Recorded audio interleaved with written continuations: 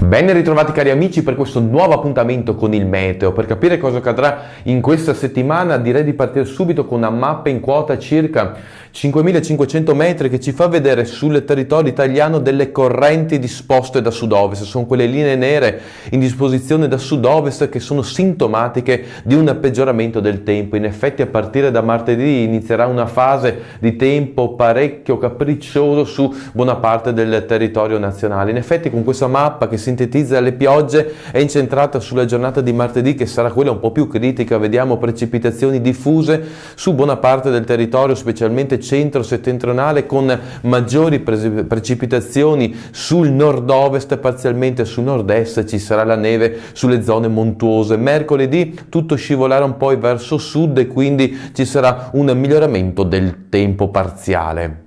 Per quanto riguarda il nord-est, direi che dopo un lunedì di tempo tutto sommato tranquillo, con parecchie foschie, nebbie nottetempo e con ancora delle nubi di passaggio, nel corso della serata arriveranno le prime precipitazioni sui settori più occidentali. Martedì, questa è la mappa che facciamo vedere, sarà una giornata con tempo brutto, piogge abbondanti, soprattutto sulle zone montuose e pedemontane, con neve attorno ai 1.000 metri in locale rialzo nel corso del pomeriggio.